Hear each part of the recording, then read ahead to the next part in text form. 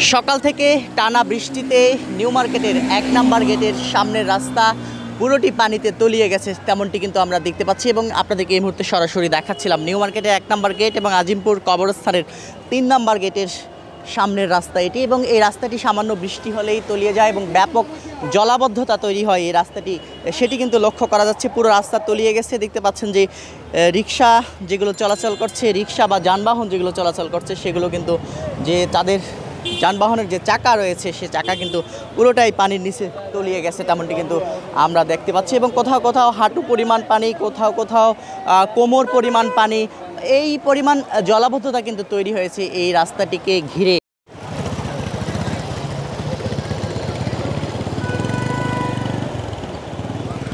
এর আগেও আমরা যেটি জানতে পারলাম, এখানে যারা বসবাস করেন আশেপাশে তারা বলছেন যে এর আগেও কিন্তু এই জলাবদ্ধতা তৈরি হয়েছে এই জায়গায়। সামান্য বৃষ্টি হলেই এই জায়গা ঘিরে ব্যাপক জলাবদ্ধতা তৈরি হয় এবং পানি একেবারেই রাস্তাটি ডুবিয়ে ফেলে, পানিতে রাস্তাটি ডুবিয়ে যায়, তেমনটি কিন্তু তারা বলছেন।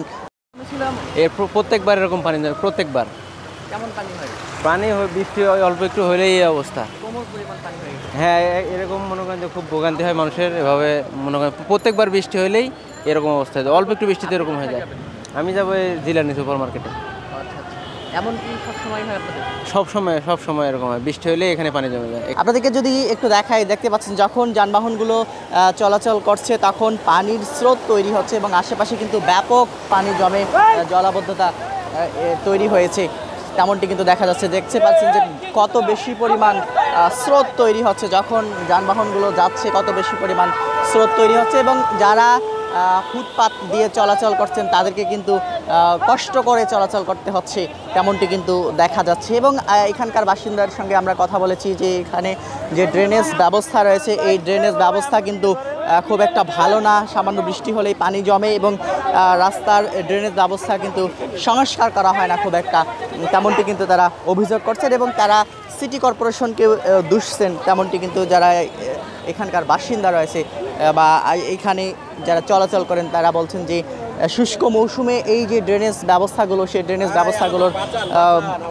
ব্যবস্থা নেওয়া হয় না, যার কারণে কিন্তু সামান্য বৃষ্টি হলেই পানি জমে ব্যাপক জলাবদ্ধতা তৈরি হয়, তেমনটি কিন্তু এখানকার যারা চলাচল করছেন তারা কিন্তু সেটি বলছেন। তো এখন পর্যন্ত যদি বলি, সকালেই বৃষ্টি হয়েছে, এখন পর্যন্ত এখন কিন্তু বৃষ্টির পরিমাণ কম, এখন বৃষ্টি নেই। সকালে যে ভারী বৃষ্টি হয়েছে এই সকালের বৃষ্টিতেই এত বেশি পরিমাণ পানি জমেছে এবং সকালের বৃষ্টিতেই এত বেশি পরিমাণ পানি জমে জলাবদ্ধতা তৈরি হয়েছে, তেমনটি কিন্তু আমরা দেখতে পাচ্ছি যখন যানবাহনগুলো চলাচল করছে তখন কিন্তু পানির স্রোত তৈরি হচ্ছে, যার কারণে যারা পাশ দিয়ে চলাচল করছেন তাদেরকে কিন্তু কষ্ট করতে হচ্ছে।